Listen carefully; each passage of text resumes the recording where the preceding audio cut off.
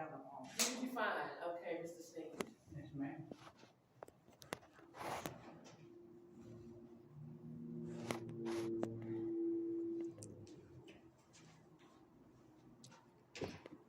Okay, you go ahead.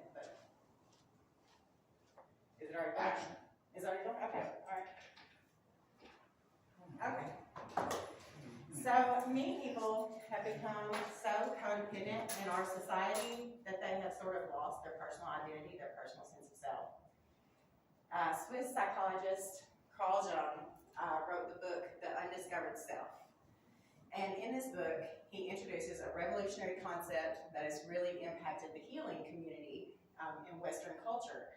And this concept is the shadow self. As a psychology major and a spiritualist, this has become a really important part of my life. It's something that I work on most days of my life. I do a lot of journaling. I make a lot of practices based around Carl Jung's theory of the shadow self. So we're going to look at the shadows, their accessories, and how you can start doing the work to heal those shadows within yourself. So first, let's be real. At some point or other, most of us have defined our concept of success based on the failure of another person. When we live in a society where materialism, physical pleasure, and material gains are how success is typically measured as opposed to satisfaction, then it's not really surprising that that is how we come together to compare ourselves against each other. Which a byproduct of that naturally means that I need for you to fail in order for me to feel that I've succeeded. The average person measures their success level by the amount of distance between themselves and the person who's behind them, as opposed to the amount of ground cover between their current place and the place they're trying to get to. So, to feel successful, we need to feel superior to others, which means that as a natural byproduct, we need others to feel inferior to us. So that is typically a trauma response to a situation that has triggered a rejection of inferiority within ourselves. Because we fear so deeply to feel inferior, we reject it outright and we project it onto others. I don't want to feel it, so I need for you to feel it. Carl Jung suggests that this is so much more than just raw ambition. It is a shadow. It's something that is reverberating and echoing in our personality to stop us from reaching our true potential. It likely stems from a particular event that we did not fully acknowledge the way that we needed to in order to prevent it from causing long-term impacts. So a shadow is anything that we hide, deny, or reject about ourselves or someone else. Whenever you hear the term triggered or trigger warning, what that basically means is that a shadow aspect of yourself could be upset and have an emotional response or reaction that requires emotional regulation in order to deal with something that has just happened, an event, or something that triggers an emotional response. So this instinctual response that we have is the shadow trigger. And that comes from some type of trauma that we've had in the past that has formed an aspect of the shadow self. We tend to trigger each other's shadows whenever we judge, when we attack, and when we neglect. So when we judge other people, we're looking for things in other people to hide, deny, or reject, right? If I think that there's something wrong with you, then I feel that I need to reject that. And if I feel that I need to reject that, then that means that I'm triggered by it. My trigger will often cause me to behave in a way that will cause you to trigger. So then I trigger your shadows. So now neither of us have emotional regulation or control. Many people have rejection wounds from childhood. These rejection wounds often lead to a mask creation. Whenever we create a mask, what we're doing is we're saying, okay, so I'm not good enough. Something's wrong with me.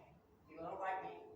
So I need to develop and devise a personality that people will accept. I need to change so that society will accept me.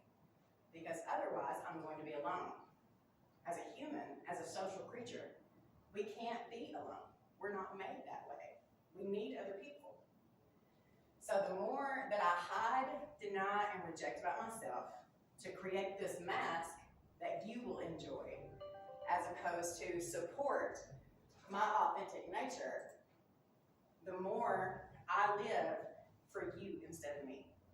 I suppress my truth in favor of the lie that you're more comfortable with. The mask is codependency and self-rejection. The more you abandon your own values, your own truth in favor of a value and a truth that someone else has, the more you engage in that codependent toxic behavior. Let's see. We hide, deny, and reject ourselves until we lose our light, and we engage almost fully in our shadow personalities. We create these personalities that we then operate from almost primarily. Socrates said, the unexamined life is not worth living. So what that basically means is know yourself, find your truth, and live in that truth so that you can be independent and authentic. And some of the ways that you can do this is you can start journaling. Things like, was I completely accepted as a child? Was I allowed to be myself? Was I ever told to not be myself in some way? Was I rejected by the adults around me and taught that I wasn't good enough in some way, that I needed to change in some way in order to make them more comfortable? And these little things, as you start looking at them, start to paint a picture of how you became less you to become more them. Carl Jung says, the mirror does not flatter. It reveals faithfully whatever looks into it, namely the face we never show the world, because we shroud it in persona, which is the mask of the actor. He wrote this in the book Archetypes and the Collective Unconscious. And basically what that means is we hide our true selves to the point that we lose our true selves and we don't even know our true selves anymore. And so whenever you get lost in darkness like that, it's really, really hard to find your way back to the light if you don't have the right tools. And the tools are the right questions. Whenever it comes to building an internal world, you have to ask the right questions. It's not about doing the right things.